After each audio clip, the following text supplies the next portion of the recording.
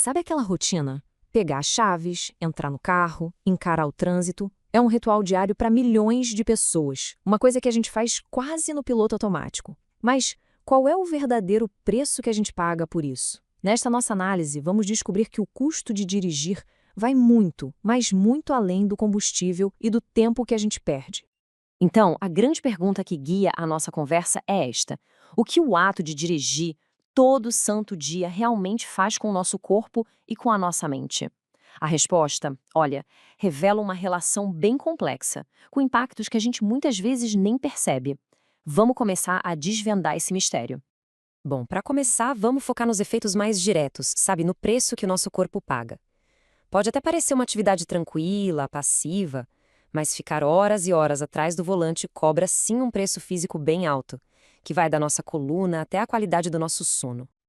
Olha só, essa tabela já dá uma boa ideia do que a gente está falando. Os impactos físicos se dividem em três grandes áreas. Primeiro, o sistema que sustenta a gente, o músculo esquelético. Segundo, os efeitos de um estilo de vida sedentário parado. E por último, algo que talvez não seja tão óbvio assim, a nossa qualidade de sono. Vamos dar uma olhada em cada um deles? Pensa bem, o problema aqui é uma combinação perigosa de dois fatores: ficar parado na mesma posição por muito tempo e a vibração constante do carro. Essa dupla é a receita perfeita para dores crônicas, especialmente ali na lombar. E para os motoristas profissionais, isso não é só um incômodo, é um risco sério do trabalho. E aqui a gente chega num ponto que é fundamental. Dirigir é a essência do sedentarismo. Cada hora presa no trânsito é uma hora que a gente deixa de se mexer. A longo prazo, o preço é alto, um risco maior de doenças como hipertensão e diabetes e aquela sensação de cansaço constante que acompanha a gente mesmo fora do carro.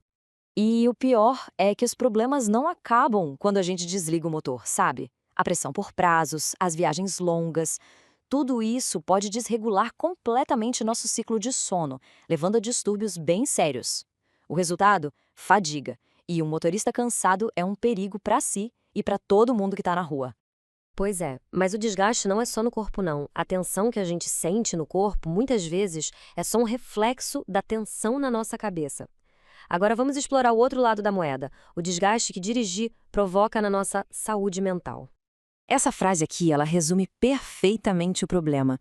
Pensa no engarrafamento. É a definição da falta de controle. A gente está ali, preso, impotente, sem poder fazer absolutamente nada para mudar a situação.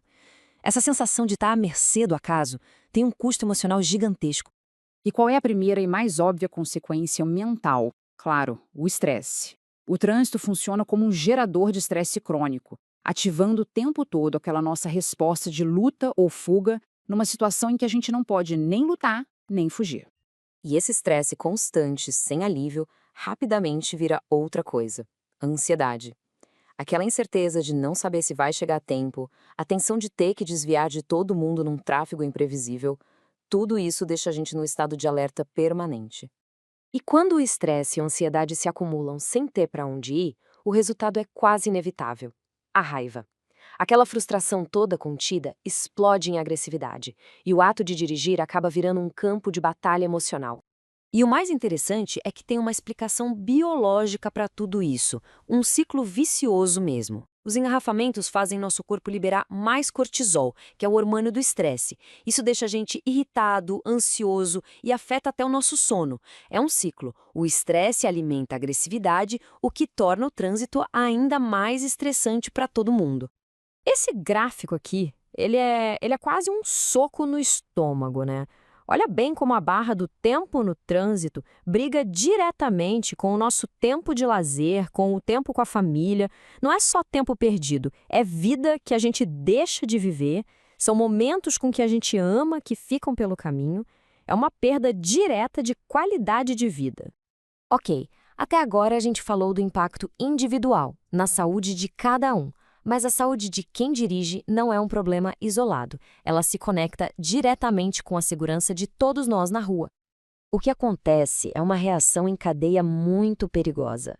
Pensa comigo, o motorista com a saúde comprometida, seja física ou mental, vai ter suas habilidades de direção reduzidas. O próximo passo é inevitável. O risco de acidentes aumenta para todo mundo. Existe até um termo técnico para isso: fatores humanos. E o que isso quer dizer na prática? Quer dizer que a grande maioria dos acidentes não acontece por falha do carro ou por causa da estrada. A causa principal é a condição da pessoa que está ali atrás do volante. Tá, mas o que são esses fatores no dia a dia? É aquela dor crônica que tira a atenção? É a ansiedade que prejudica o tempo de reação? É um remédio que dá sono? Ou simplesmente uma noite mal dormida? Cada uma dessas coisas, de forma silenciosa, vai minando a nossa capacidade de dirigir com segurança. Então, com tudo isso na mesa, fica a pergunta: para onde a gente vai? O que a gente faz? E a resposta parece apontar para uma ideia central. A gente precisa dirigir com mais consciência. E não é só consciência da estrada, mas consciência do nosso próprio estado, físico e mental, antes mesmo de girar a chave. E aqui que a gente amarra todas as pontas. É uma conexão muito clara. A nossa saúde física impacta a nossa mente. A nossa mente afeta a nossa capacidade de tomar decisões seguras. E essas decisões impactam a vida de todo mundo.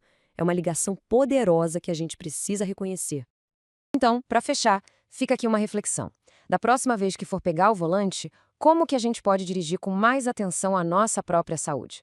Talvez seja só fazer uma pausa, ajustar a postura ou até ter a coragem de admitir que hoje não é um bom dia para dirigir. Só de começar a pensar nisso já é o primeiro passo para um trânsito mais saudável e com certeza mais seguro para todos nós. Obrigado por acompanhar esta análise.